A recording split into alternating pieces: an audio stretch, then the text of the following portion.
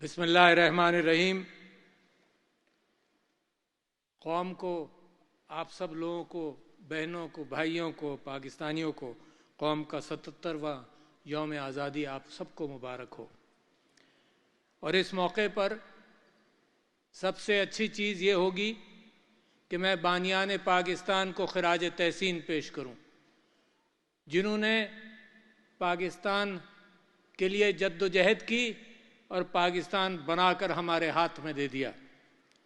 मैं बिलखुसूस इस बात का जिक्र करूंगा कि कभी कभी हमारी जहनों से ये बात ओझल हो जाती है कि 1857 की जंग आज़ादी से ये मामला बहुत सफाई के साथ शुरू हुआ और उस ज़माने के मुताल्लिक़ ये कहा जाता है हमारे शहीदों की दास्तान वहाँ से शुरू हुई। उस ज़माने के मुताल्लिक़ ये कहा जाता है कि दिल्ली के गलियों, बाज़ारों में और दीवारों में मुसलमानों का खून रचा हुआ था और महीने भर तक उसकी खुशबू फ़ज़ाओं में घुलती रही। वहाँ से जद्दोजहद शुरू हुई। उस कुर्बानी के बाद सर सैयद अहमद ख़ान जैसे बड़े लीडर, उन्होंने कहा दुनिया के इल्म को अपनाओ, मुसलमानों तरक्की करोगे, दुनिया के अंदर जब आगे जाओगे तो इल्म बेइंतहा ज़रूरी है।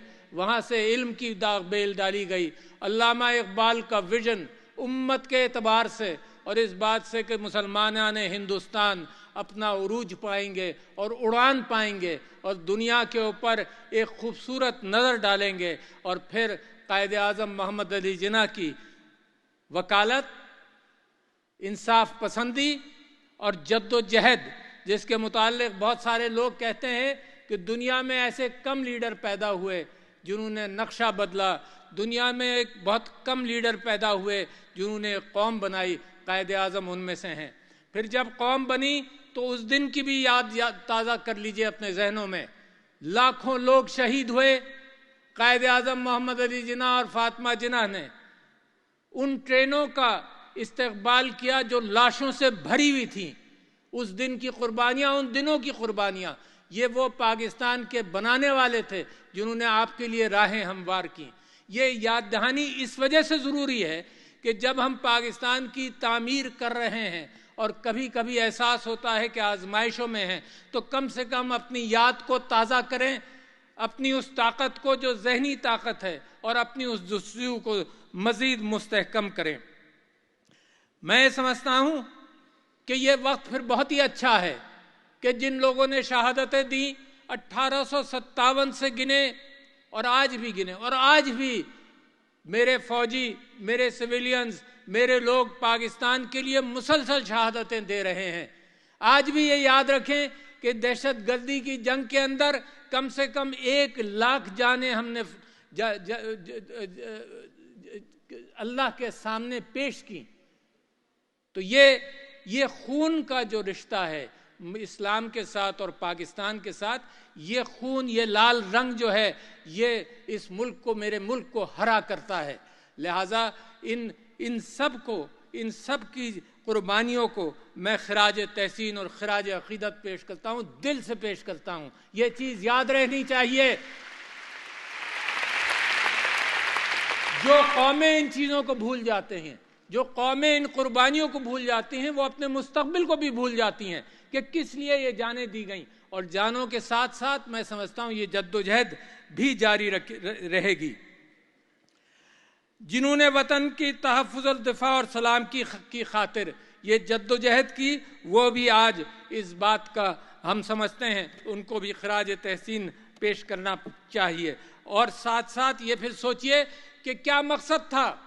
याद दहानी कर लूँ मैं भी और आप भी आज के दिन 77वां जश्न आज़ादी है तो याद कर लें। उस दिन ताज़ा थी जब पाकिस्तान बना था 1947 को, जब लाशें बह रही थीं और खून बह रहा था। उस दिन ताज़ा था دوبارہ میں تازہ کرنا چاہتا ہوں کہ جمہوریت کے لیے یہ قربانیاں ہم نے دیں، آزادی کے لیے یہ قربانیاں ہم نے دیں، مساوات اور رواداری کے لیے دیں، اور سماجی انصاف کا بول بالا کرنے کے لیے قربانیاں دیں، آئین، قانون اور میرٹ کی بالادستی کے لیے یہ قربانیاں دیں، سماجی اور معاشی استحصال کا خاتمہ کرنے کے لیے یہ قربانیاں دیں،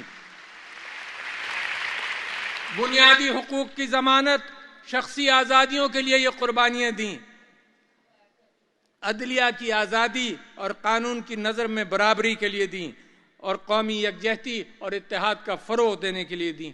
لہٰذا آج میں مسلمانوں کو یاد دلانا چاہتا ہوں کہ قرآن کی دوسری سورت الف لام میم اس بات کو پورا کر دیتی ہے کہ اگر اس راستے پر چلو گے تو تمہاری فلاح ہوگی، اور وہ امت مسلمہ کا راستہ ہے اور وہ پاکستان کا راستہ ہے۔ ذرا میرے ساتھ 2 منٹ اس راستے پر چلیے اور دیکھیے کہ اللہ کیا کہتا ہے، اللہ کیا چاہتا ہے، اور میں نے اور آپ نے کیا کرنا ہے۔ سب سے پہلی بات اللہ تعالیٰ فرماتا ہے ذالک الکتاب لا ریب فیہ، بات وہاں سے شروع ہوتی ہے جہاں سے سچائی سے شروع ہوتی ہے۔ اللہ کہتا ہے اس کتاب میں کوئی جھوٹ نہیں، اور میرا اور آپ کا ایمان اس کے اوپر ہے۔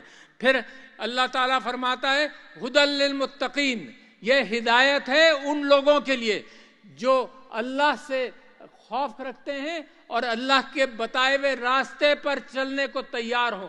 یہ بتا دیا کہ یہ ہدایت کس کے لیے ہے، اور بچوں آپ بھی سوچیں اور بڑے آپ بھی سوچیں، بزرگوں کو بھی معلوم ہے۔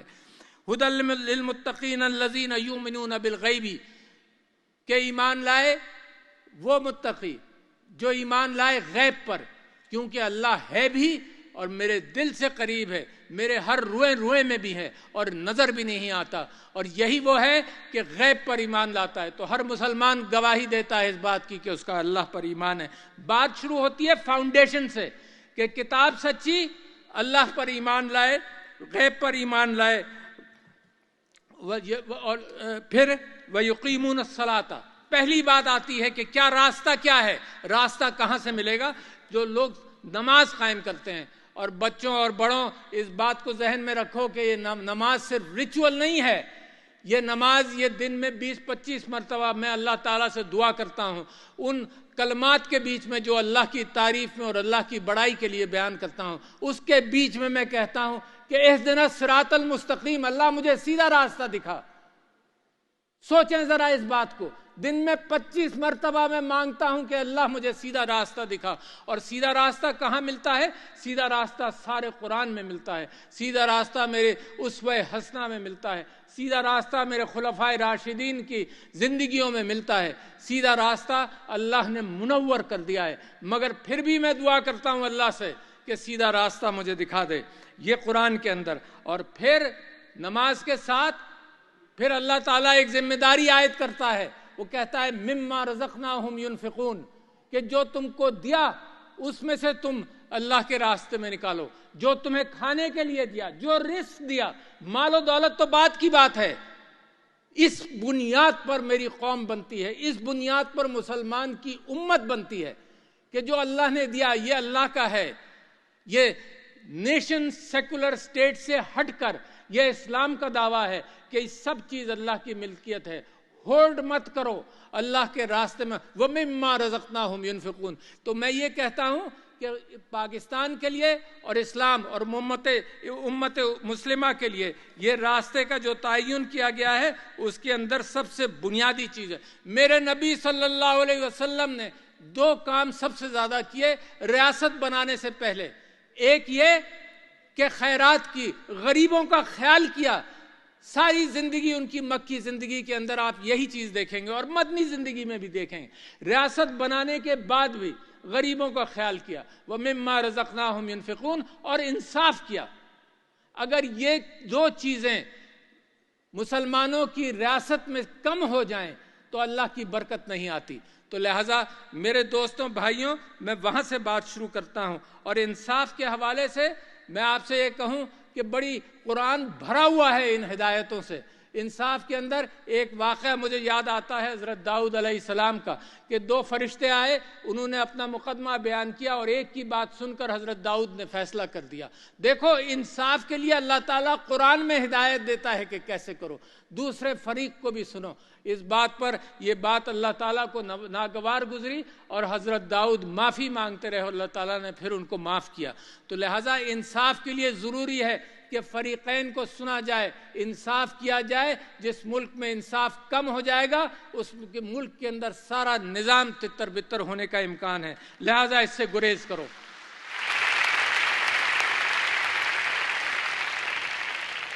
میں آپ کو یہ بتانا چاہتا ہوں کہ قائد اعظم محمد علی جناح نے، میں نے آپ سے ذکر کیا علامہ اقبال، سر سید احمد خان، پھر جب پاکستان بنا تو قائد اعظم محمد علی جناح کیا کہتے ہیں، یہ میں پڑھ کر سنانا چاہتا ہوں، اہم کلمات ہیں ان کے۔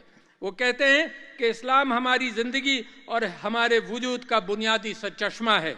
ہم نے پاکستان کا مطالبہ زمین کا ایک ٹکڑا حاصل کرنے کے لیے نہیں کیا تھا، بلکہ ہم ایک ایسی تجربہ گاہ حاصل کرنا چاہتے تھے جہاں اسلام کے اصولوں کو آزما سکیں اور اسلام قائم کریں۔ یہ اسلامیہ کالج میں 13 جنوری 1948 کو قائد اعظم نے فرمایا۔ تو میں یہ سمجھتا ہوں کہ بدقسمتی ہے کہ ہم اس راستوں سے اگر دوری کریں گے تو معاملات خراب ہوں گے۔ قائد اعظم نے کیا فرمایا؟ قائد اعظم نے کہا جابری والی بیماری سے نکلو، نیپاٹزم، اقربا پروری سے نکلو، میرٹ کو فروغ دو، اتحاد کرو آپس میں، سماجی و معاشی انصاف کرو۔ میں یہ سمجھتا ہوں کہ اسلام کی بتائی ہوئی اقدار کو ہمیں اپنانا چاہیے، اور اگر آپ اسلام کی بتائی ہوئی اقدار کو اپناتے ہیں تو میری امت میں میرے نبی صلی اللہ علیہ وسلم نے اور خلفائے راشدین نے اس کی زندگی بھر مثال دی۔ میرے نبی صلی اللہ علیہ وسلم پیٹ پر پتھر باندھتے تھے، لوگوں کو کھلاتے تھے۔ میرے خلفائے راشدین نے مسلسل اس بات کا اہتمام کیا کہ لوگوں کے اندر وہ ہمدردی رہے، غربت کا خاتمہ ہو۔ سب سے بڑی بات کہ غربت کے خاتمے کی کوشش کی۔ جب مال و دولت آتا تھا تو ایک ایک دن کے اندر لاکھوں درہم بانٹ دیا کرتے تھے۔ بی بی عائشہ رضی اللہ عنہا کے پاس لاکھوں درہم آئے، سارے دن میں بانٹ دیے۔ کوئی بینکوں کا تصور نہیں ہوتا تھا، یقیناً بینک بھی ضروری ہوں گے، مگر ایک دن میں بانٹ دیے۔ رات کو ان کی انہوں نے ملازمہ سے پوچھا کہ کچھ ہے کھانے کے لیے، تو ملازمہ نے کہا کہ 1 درہم بھی اگر آپ رکھ لیتی تو رات کا کھانا ہو جاتا۔ یہ ہیں وہ لوگ جنہوں نے پاکستان کی بیل ڈالی، کبھی اس کو بھولنا مت۔ یہ ہیں وہ لوگ جنہوں نے مسلم امہ کو دکھایا کہ غریب پروری کرو، لوگوں کا خیال کرو۔ ریاست تو بعد میں آئی ہے، ریاست تو صرف اس بات کا اہتمام کیا ہے کہ قرآن نے اور اللہ نے آپ لوگوں سے کیا چاہا تھا۔ میں آپ سے یہ کہنا چاہتا ہوں کہ غربت کا خاتمہ 2 چیزوں سے عام طور پر ہوتا ہے، اور دنیا نے اس پر عمل کیا، کیونکہ میرے ملک کے اندر غربت کے حوالے سے مجھے اور آپ کو مقابلہ کرنا ہے۔ آپ ہیں ایلیٹ، میں آپ سے ہی التجا کروں گا، آپ کریں گے اہتمام اس بات کا، غریب نہیں کرے گا، آپ کریں گے۔ غریب صرف آواز اٹھاتا رہے گا، تکلیف کا احساس دلاتا رہے گا، مگر آپ کریں گے۔ اور کیسے کریں گے؟ تعلیم کی بہتات کریں گے، ہر شخص ہر بچے کو اسکول میں بھیجیں گے۔ اور آج میں اعادہ کرنا چاہتا ہوں اس بات کا کہ 2,70,000 بچے 2,70,00,000 بچے پاکستان میں اسکولوں کے باہر ہیں۔ 2,70,00,000 بچے اسکولوں کے باہر ہیں۔ کیسے پاکستان کی تیاری ہوگی؟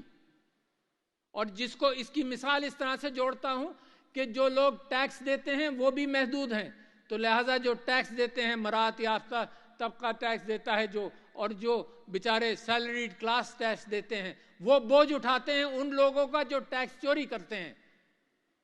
تو آپ چند ایلیٹ، چھوٹا فیصد، چند فیصد ایلیٹ، کیا یہ بوجھ اٹھا سکتے ہیں اس ملک کا جب آپ باقی قوم کو ان پڑھ چھوڑ دیں؟ تو لہٰذا میں سمجھتا ہوں غربت سے نکاسی کا بنیادی معاملہ اس بات کا ہے کہ بچوں کو اسکول میں بھیجا جائے، اس کے لیے ایک الگ گفتگو ہو سکتی ہے۔ دوسری بات، جن قوموں نے ملکوں کو غربت سے نکالا ہے انہوں نے اچھی صحت کا اہتمام کیا ہے. تو میں یہ چاہتا ہوں کہ قوم کا فوکس اچھی صحت پر آئے، اور اچھی صحت کے لیے بہترین راستہ وہ ہے جو پریونشن کا ہے، جو احتیاط کا ہے. اور آپ نے کووڈ کے اندر دیکھا کہ جب میری قوم نیت کر لیتی ہے کوئی کام کرنے کا تو میری قوم اس میں سرخرو ہوتی ہے. برابر کے ممالک میں بے انتہا اموات ہوئیں، مگر میری قوم نے جب جستجو کی اور سب نے مل کر اور اللہ سے راستہ جوڑے رکھا تو میری قوم کے اندر اموات کم ہوئیں. صحت کے اندر پریونشن، طہارت، احتیاط بے انتہا ضروری ہے. لہذا خواندگی اور صحت کے مسائل بڑی اہمیت رکھتے ہیں. مگر یہ بھی یاد رکھیے کہ کچھ انڈسٹریز اور کچھ ایریا ایسے ہیں جو ترقی کرنا چاہیے، جن کو زراعت کے اندر، آئی ٹی سیکٹرز کے اندر. مگر میں یہ بھی بتاتا چلوں جہاں اس کی ضرورت ہے کہ زمین کے اندر جو اللہ نے دولت پیدا کی ہے اس کو نکالیں. مگر سب سے زیادہ ضرورت اس بات کی ہے کہ جو انسان کے دماغ میں دولت ہے، دنیا آج اس کی قدر کرتی ہے. اگر یہاں پر مسلمان اور پاکستانی اگر اس بات کا اہتمام کر لے کہ دنیا کے اندر انصاف کا، دنیا کو دکھائے کہ اس ملک کے اندر اسلام کے پیروکار ہیں، ہم انصاف کرتے ہیں، تو ساری مال و دولت میں قسم کھا کے کہہ سکتا ہوں اللہ کا وعدہ ہے کہ آپ کے قدموں میں پڑی ہوگی. اس کا انتظار آپ کو نہیں کرنا پڑے گا. بس یہ یاد رکھیے کہ اس وقت نیشن سیکولر سٹیٹ کے اندر اخلاقیات، ایتھکس اور موریلٹی کا فقدان ہے. اس وجہ سے دنیا میں آج بھی جنگیں جاری ہیں اور آج بھی قتال ہے. اور میرا قرآن اور میرا اللہ کہتا ہے، انسانوں کے لیے کہتا ہے، صرف مسلمانوں کے لیے نہیں کہتا، کہ اگر ایک انسان کی جان بچا لی تو سمجھ لو انسانیت کی جان بچا لی. اگر ایک انسان غلط قتل ہوا تو سمجھو انسانیت قتل ہوئی ہے. میں جو آپ سے بات کرنا چاہتا ہوں اس کے اندر ایک بڑی چیز یہ ہے کہ میں آج کل کے سیاستدانوں سے اور سٹیک ہولڈر سے یہ بات کرنا چاہتا ہوں کہ عفو اور درگزر، فرگیونس کو اپناؤ. میرے نبی صلی اللہ علیہ وسلم نے آخری خطبے میں کہا کہ میں اپنے قتل معاف کرتا ہوں. یہاں تک کہا معیشت کے لیے انہوں نے کہا کہ قرضہ معاف نہیں ہوگا، کیونکہ معیشت چلتی قرضے کی بنیاد پر ہے. مگر لوگوں کے اندر منافرت کم کرنے کے لیے انہوں نے عفو درگزر کے حوالے سے قتل معاف کیا. اور میں سمجھتا یہ ہوں کہ یہ جو میری ملک کی ڈیمانڈ ہے میرے لوگوں سے اور لیڈران سے، وہ یہ ہے کہ اکٹھا ہو جاؤ. کون کہتا ہے کہ کشتی کے اندر ہر سمت کو چلانے کے لیے لوگ موجود ہوں تو کشتی چلے گی؟ کون کہتا ہے کہ کئی ڈرائیور گاڑی میں موجود ہوں تو گاڑی چلے گی؟ قائد اعظم نے فرمایا تھا یونٹی، فیتھ اینڈ ڈسپلن، اتحاد، تنظیم اور ایمان، یہ چیزیں ہیں جو قوم کو بناتی ہیں. اس کے اندر سب سے بنیادی چیز اتحاد ہے. ابھی وقت نہیں گیا، پاکستان کے لیے راستے کھلے ہیں اس وجہ سے کہ دنیا کے اندر جو قتال آپ دیکھتے ہیں، ساری دنیا کے اندر پچھلے 100 سال کے اندر جو قتال ہوا ہے، تو اسلام امن کا دین ہے، امن کا راستہ ہے. اور اسی سلسلے میں آپ سے یہ کہوں کہ جب اسلام کے حوالے سے گمراہی پیدا کی جاتی ہے اور جس اسلام کے حوالے سے ڈیسیکریشن ہوتا ہے، قرآن کی بے حرمتی ہوتی ہے اور ناموس رسالت پر حملے ہوتے ہیں، تو ہم دنیا سے کہنا چاہتے ہیں کہ یہ پرامن مذہب ہے، یہ پرامن مذہب ہے. ہم اپنے نبی سے، اپنے قرآن سے محبت کرتے ہیں.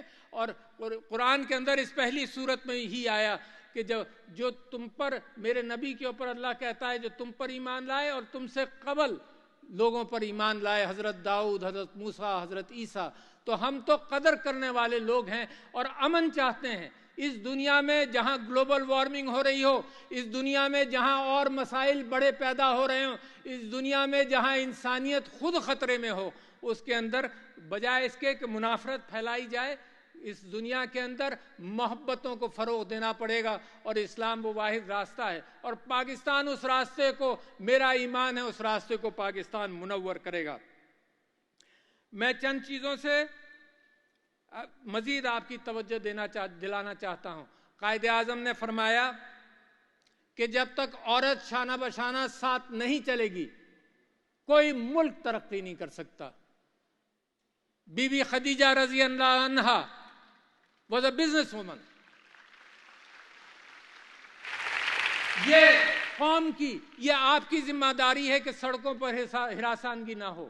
یہ آپ کی ذمہ داری ہے کہ عورت جب حق روزی تلاش کرے جیسے مرد حق روزی تلاش کرتا ہے تو اس کے لیے راستہ سیف ہو، ورنہ نتیجہ یہ ہے کہ پاکستان نصف آزادی کو پوری طرح سے اپنے جی ڈی پی کے اندر اور اپنی محنت مزدوری کے اندر جب استعمال نہیں کر پا رہا تو ترقی نہیں ہوگی۔ قائد اعظم اپنی بہن کو اپنے ساتھ رکھا، اور قائد اعظم کے ایک واقعہ بڑا مشہور ہے کہ اپنی بیوی کے ساتھ جب وہ ایک جلسے میں لکھنؤ میں گئے تو وہاں باہر روک لیا گیا ان کو، مریم جناح کو، تو قائد اعظم گاڑی میں بیٹھے تھے، وہ واپس آئیں کہ جلسے میں مجھے نہیں جانے دے رہے، تو قائد اعظم نے اپنی جیب سے اپنا انویٹیشن کارڈ اس کو دیا کہ اب تم کو کوئی نہیں روکے گا۔ تو یہ وہ لیڈران ہیں میرے نبی صلی اللہ علیہ وسلم سے چل کر جنہوں نے عورت کی وراثت قرآن کے اندر اللہ تعالیٰ نے ڈال دی، جبکہ مغرب میں وراثت 20ویں صدی کے شروعات میں آئی۔ تو یہ آپ کو ایج تھا اور آپ کو ایج ہے، اور دنیا آپ سے آگے نکل جائے تو میری آپ سے درخواست یہ ہے کہ پسے ہوئے طبقے کو اٹھاؤ گے تو ترقی کرو گے۔ جس کے اندر ان پڑھ بچے، جس کے اندر ان پڑھ بچوں کو اور جس کے اندر عورت کو تحفظ فراہم کر کے آگے لایا جائے، یہ وہ چیزیں ہیں جس کی یاد دہانی میں کرا رہا ہوں، کوئی نئی بات میں نہیں کر رہا۔ یہ وہ جس کا تجدید عہد ضروری ہے، جس دن سالگرہ ہو اسی دن تجدید عہد ہو، کہ یہ ہم کرنا چاہتے ہیں۔ میں آپ لوگوں سے یہ بات کرنا چاہتا ہوں، اپنے کشمیری بھائیوں کے ساتھ یکجہتی کا اظہار کرنا چاہتا ہوں کہ اقوام متحدہ کی قراردادوں کی بنیاد پر ہم یہ سمجھتے ہیں کشمیر بنے گا پاکستان، ہم یہ جانتے ہیں کہ ان کے اوپر ظلم اور ستم ہو رہا ہے، ہم یہ کہتے ہیں کہ ہم انشاءاللہ کشمیر جب بنے گا پاکستان تو آج ہم دنیا سے درخواست کرتے ہیں کہ ہم نے اقوام متحدہ پر بھروسہ کر کر اپنا فائل اقوام متحدہ دنیا کی اقوام کے سامنے رکھا اور آج تک اس کے اوپر کوئی عمل نہیں ہوا، تو ان کو ہم اپنی دوستی اور اپنا ساتھ ہم ان کو بتانا چاہتے ہیں کہ ہم ساتھ کبھی نہیں چھوڑیں گے۔ دوسرے، میں تمام اسلامی ممالک، اپنے دوست ممالک، تمام ممالک کا شکریہ بھی ادا کرنا چاہتا ہوں کہ ہماری ضرورت کے وقت وہ ہماری مدد بھی کرتے ہیں، جس میں چین، سعودی عرب، متحدہ عرب امارات، ایران، ترکیہ، خلیجی ممالک، OIC اور دیگر دوست ممالک کا خاص طور پر شکریہ، جنہوں نے ہر مشکل میں ہمیں آسانی کا راستہ دکھایا۔ اور اپنی گفتگو کا اختتام کرنا چاہتا ہوں قرآن پر، قرآن کی آخری سورت پر، قُلْ اعوذ برب الناس ملک الناس الہ الناس۔ اس کا ترجمہ جو ہے وہ سنیں۔ میں پناہ مانگتا ہوں پھر کہ دیکھو، جب میں نے آپ سے گزارش کی کہ اسلام کا راستہ، اپنا کردار، اپنے گھر، ہر چیز کے اندر کردار کو پختہ کرو، تو پھر اس کے ساتھ ساتھ میں یہ چاہتا ہوں اس بات کو میں کلوز کروں دو چیزوں پر۔ ایک تو یہ ہے کہ اللہ تعالیٰ فرماتا ہے کہ پناہ مانگو اللہ سے، اپنے رب سے، اپنے الہ سے، کہ جو لوگ وسوسے ڈالتے ہیں دل میں، پھر ڈاؤٹ سے نکل جاؤ۔ پھر قائد اعظم کی بات کہ ایمان پر پورا ایمان رکھو، ڈاؤٹ سے نکل جاؤ۔ تو لہٰذا یہ بہت ضروری ہے کہ کوئی بھی کہے کہ پاکستان ایسا، پاکستان ویسا، میں آپ سے وعدہ کرتا ہوں، آپ اپنے آپ سے وعدہ کیجئے کہ پاکستان بہترین ترقی یافتہ ملک بنے گا۔ چند سالوں کی بات ہے، اس سے زیادہ کی نہیں، اگر آپ نے دامن پکڑ لیا اور اگر اس پر عمل کیا آپ نے، تو مجھے یقین ہے، کیونکہ اللہ تعالیٰ فرماتا ہے اگر آپ نے ان چیزوں پر عمل کیا تو جب میری زمین منور ہوگی، جب میرے لوگوں کا سورج چمکے گا، اور جب افلاس مٹے گی، جب ملک میں محبتیں بڑھیں گی، جب تعلیم سب کو ملے گی، جب انصاف کا بول بالا ہوگا، جب آئین کا وعدہ پورا ہوگا، تب اللہ بشارت دیتا ہے قرآن کی دوسری سورت کے اندر، اولئک علی ھدی من ربہم واولئک ھم المفلحون، کہ یہ وہ لوگ ہیں جن کو اللہ کی ہدایت پہنچ گئی اور یہ وہ لوگ ہیں جنہوں نے فلاح پایا۔ تو جب اللہ کی بشارت ہوگی تو میں یقین دلاتا ہوں آپ کو کہ آج بھی میری آواز نکلتی ہے پاکستان کے لیے، پاکستان پائندہ باد، مگر جب ہر دل، اور یہ آواز زیادہ زور سے نکلے گی اور ہر دل کی آواز اور مزید گونجے گی، اور میرا رواں رواں پکار کر کہے گا اور زور سے کہے گا، پاکستان پائندہ باد۔ شکریہ۔